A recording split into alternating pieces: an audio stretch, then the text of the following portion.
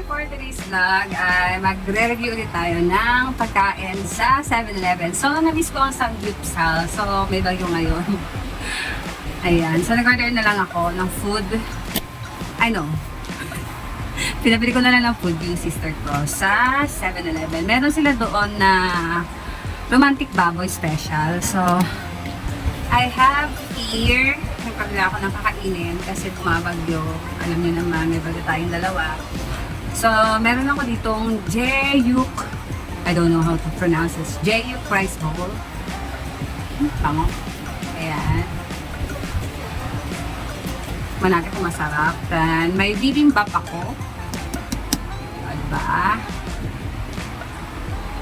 Usually kumakain naman talaga ako ng bibimbap sa kimbap.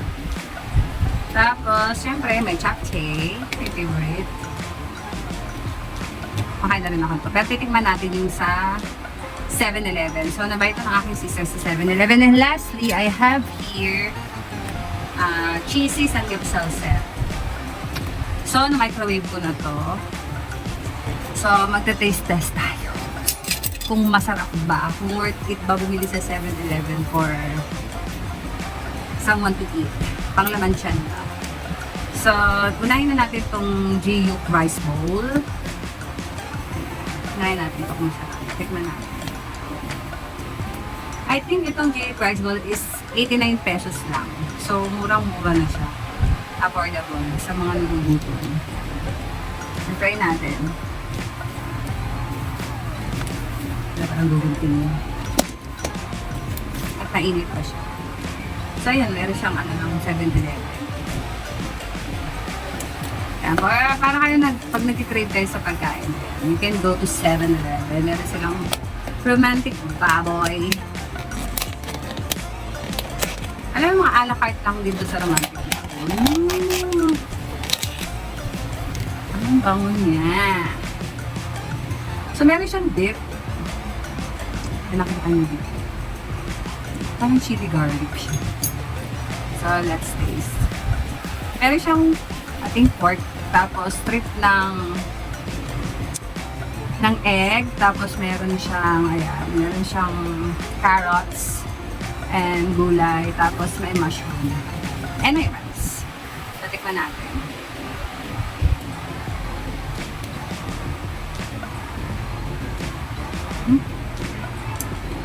Lagyan natin ng sauce. Sarap siya. Kami ang sauce.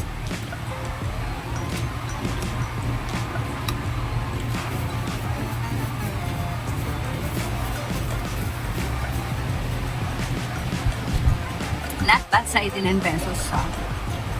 Sarap siya.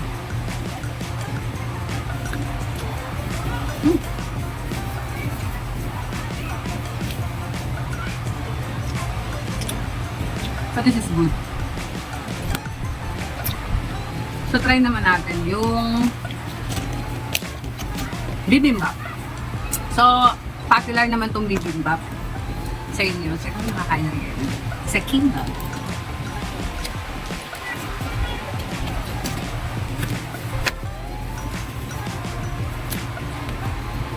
Bili ito ng kapatid ko, akala niya kakainin niya lahat, ipapainit. Siyempre, pag nasa 7-Eleven kayo, magagalit yung puro doon. Ang dami niyang papainit. So, this one is bibimbap. So, I think yung sauce na lang dito. Ayaw niyo magpapakain. Para ayaw niyo magpakain. So, as usual, umuulan pa rin hanggang ngayon. Sana safe kayo lahat. Wow! Savory. Look at this.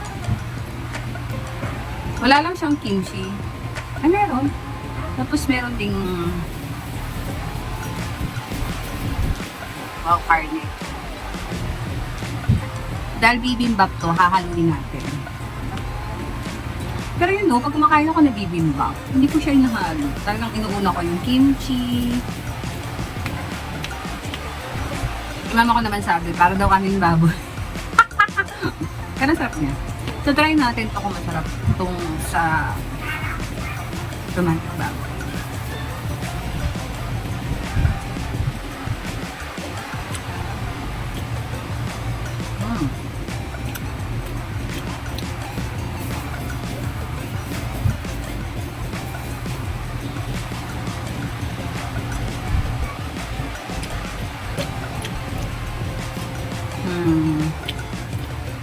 Mas gusto ko yung nauna kaysa dito. Ewan ko. Parang hindi siya masyadong nagko-complement yung lasa. Or wala lang sauce.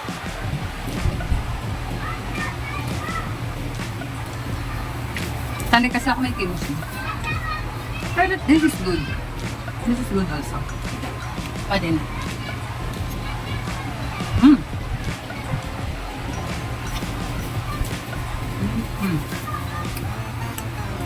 So, mas gusto ko yung nauna kaysa dito. So, try na natin yung japchae. Vermicelli noodles to ng Korea. Favorite ko din to na side dish pag nagsasangyup kami.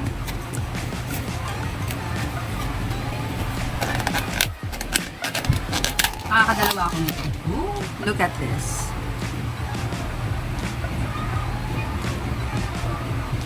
Very savory siya. May mga strip siya ng pork. Ano natin? This is only 99 pesos.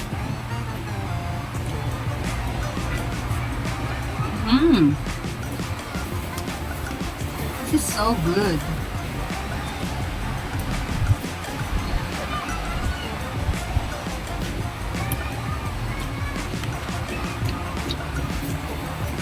Ang sarap niya. Hindi siya yung ordinary japchae dun sa mga, siyempre yung mga nandun sa buffet. Iba nila lasa. Pero hindi siya masyadong peppery. Kasi sa mga sangyup, mga peppery siya ang lasa niya.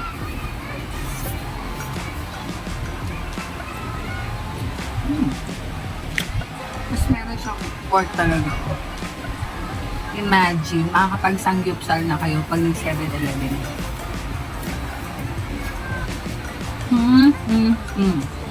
Parang gusto ko na ito ubusin. Ang sarap niya.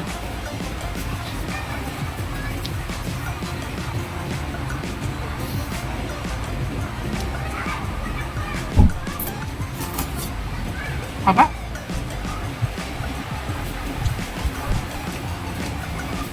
Mas-savor siya. Ang sarap niya. Meron akong bisita. So, try natin yung last, which is the cheesy samgyeopsal set. So, nakaset na to. Tingnan natin kung maganda ba yung pagka-arrange niya.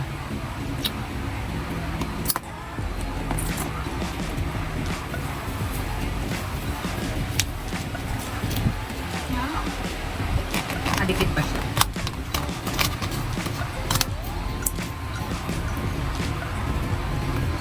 Wow.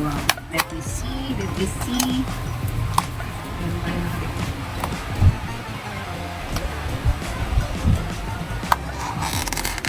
Wow! Parang mas gusto ko na. Yeah! Wait lang, sumabit. May sabit.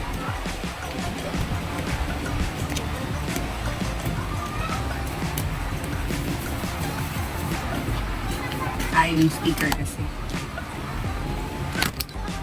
Wow! So, nakaset na siya. Meron siyang pork and rice. Tapos, yung sauce niya, merong fish cake. Then, kimchi. Then, may tofu. Parang masarap to. Tapos, look at this. Ito na.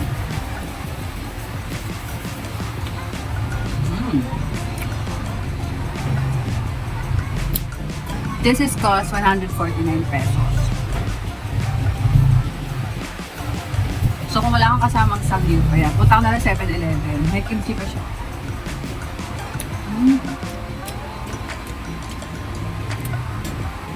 Very affordable na sa 149. Salita pa. Ang lalaki pa ng baboy niya.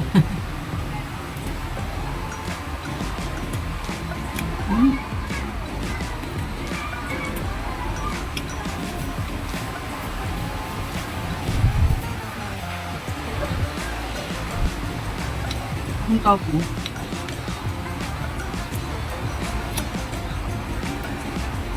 Ang sarap niya.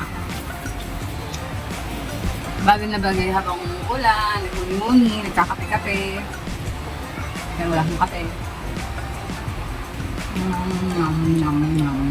Sarap.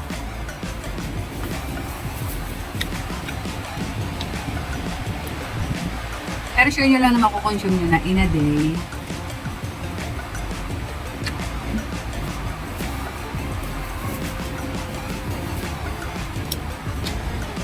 Yes. Nagugusog talaga.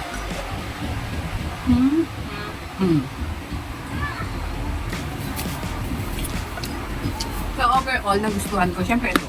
Kasi all in na. Ito lang. Pero nag-scrape kayo sa japchae o kaya sa bibimbap, pwede naman. Then marami pa naman silang food doon na masasarap. Init nyo lang sa microwave.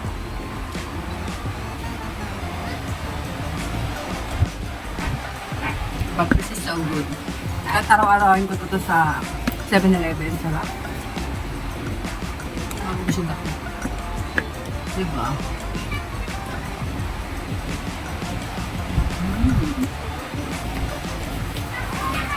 Lahat ng topo nila parang timpladong timplado.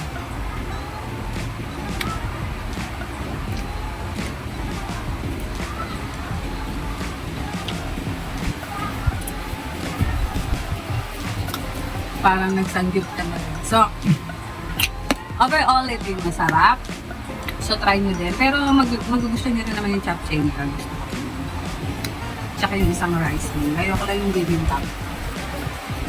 Masyado ng ano yung lasa niya. Dami ng flavor. Tapos yung rice niya, iba na. So, last bite.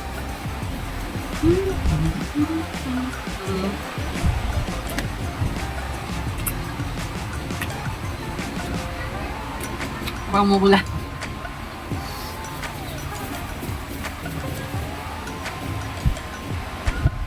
So, that's it for my vlog. See you to my another premiere. God bless you all.